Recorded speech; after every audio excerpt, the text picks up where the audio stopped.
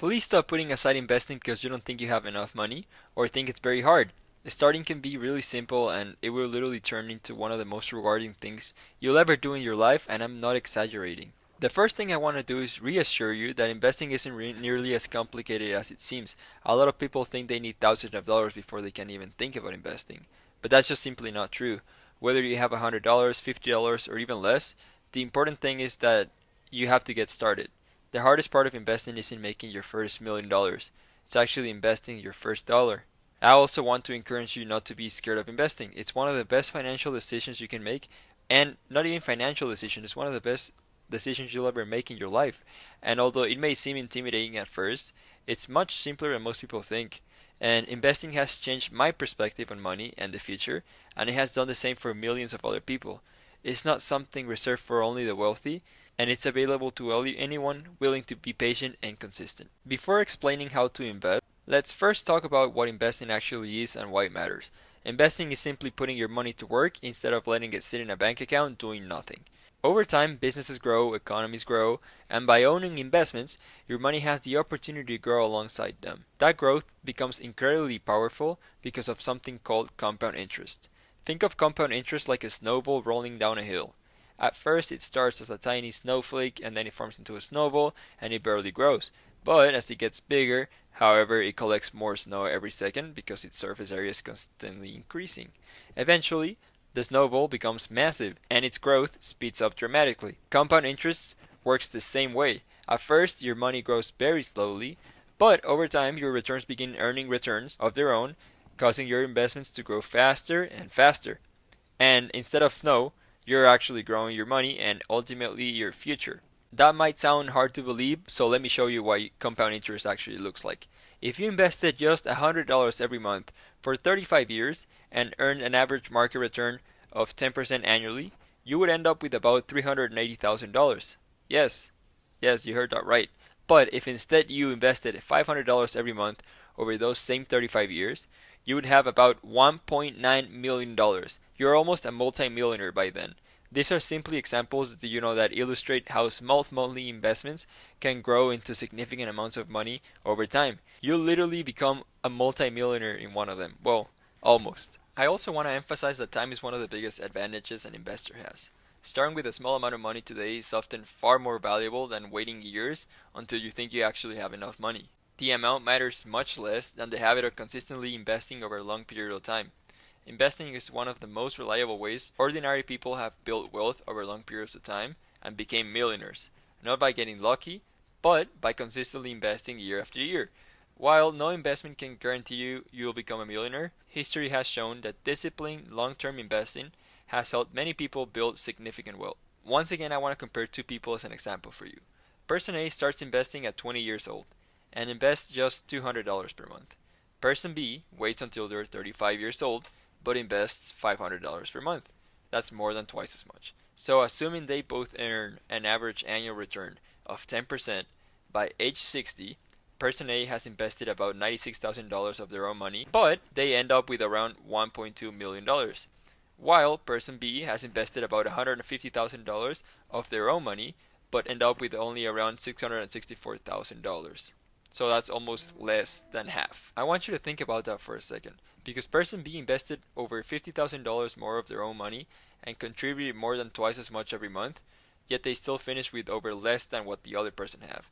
The only difference was that person A gave their money an extra 15 years to compound. That's why, when it comes to investing, time is often your greatest asset. Great investors say time in the market, it's way more important than timing the market. Okay, but before buying a single investment, make sure you're actually ready to invest. The first step is to create a budget. This is what I did and it changed my life. It doesn't matter whether you use an app or an Excel spreadsheet or simply write down everything down on paper. Whatever works for you, works for me. The important thing is tracking every source of income and every expense throughout the month.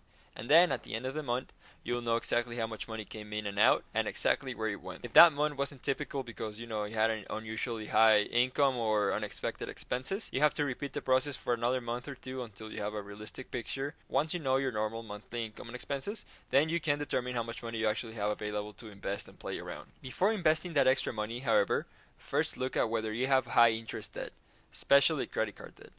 High interest debt compounds against you in much the same way that investment compounds for you. You know, a credit card interest rate can easily be higher than 20%, causing your balances to grow quickly if they aren't paid off. Over time, those interest charges can really become one of the largest monthly expenses you have in a month, which is insane. And that's why I would recommend, and why many financial experts recommend, making a plan to eliminate high interest debt before focusing heavily on investing. And mortgages or lower interest loans are a different discussion, but expensive consumer debt should generally be the priority. Your next priority is to build an emergency fund. Life is completely unpredictable, as we all know.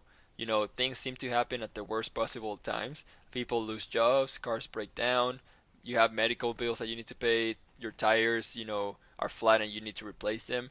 Expenses always seem to appear when we least expect them. An emergency fund acts like a financial armor in a way. You don't want to go to war without an armor.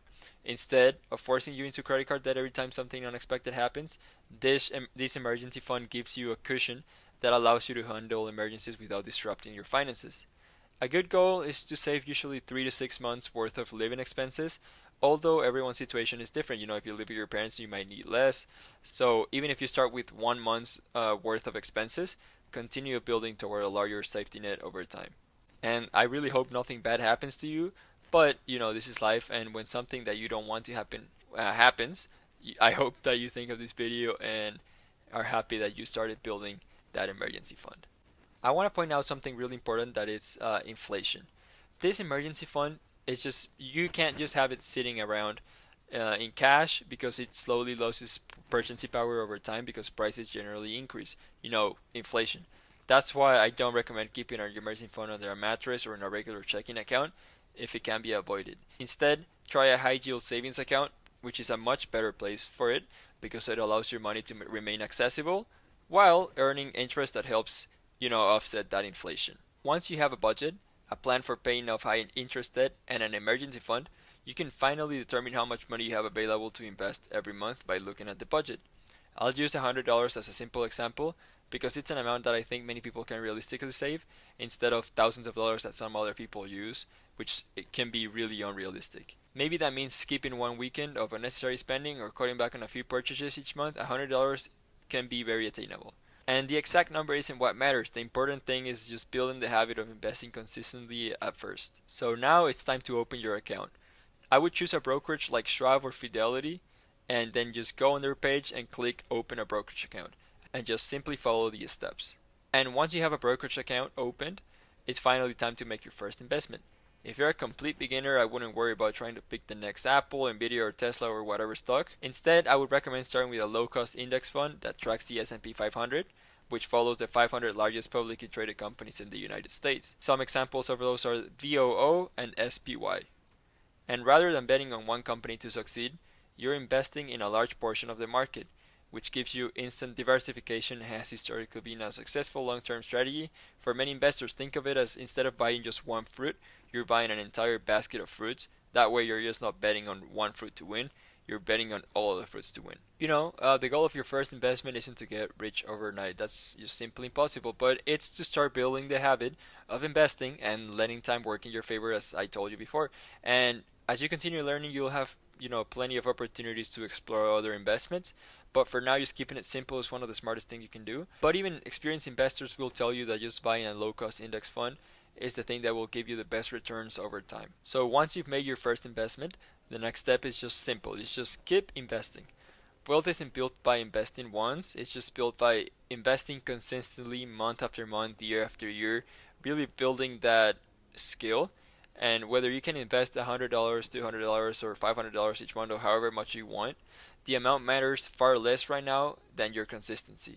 Every contribution will add to your portfolio, and over time, compound growth begins to work in your favor as your investments start earning returns. And then those returns begin earning returns of their own, just like that snowball example. And when you least expect it, you have a massive snowball at your disposal. And it'll be a pretty cool feeling. So as we wrap up, I want you to remember one thing. Your first $100 probably won't change your life overnight, but the habit you build by investing that first $100 absolutely can, and it will. Too many people spend years waiting until they make more money or until they feel like the timing is perfect, but the truth is that there will never be a perfect time to start. as with many things. The people who built their wealth aren't necessarily the smartest or the richest. They're just the ones who started with what they had, stay consistent, and gave time the chance to work in their favor. So please don't wait for the perfect moment. Start with whatever you can afford after you follow the steps. Stay consistent, keep learning, and then let just time do what it has done for generations of disciplined investors, including me, I'm happy to say. So your future self will really be happy that you started today. Alright, thank you so much for watching the video. I really appreciate you watching, and if you invested your first $100, congratulations. If not, it's never too late to start. If you liked the video, please hit that like button and subscribe, and leave any questions or comments in the comment section down below, and I'll try to read every one of you. I appreciate you guys, and I'll see you in the next one.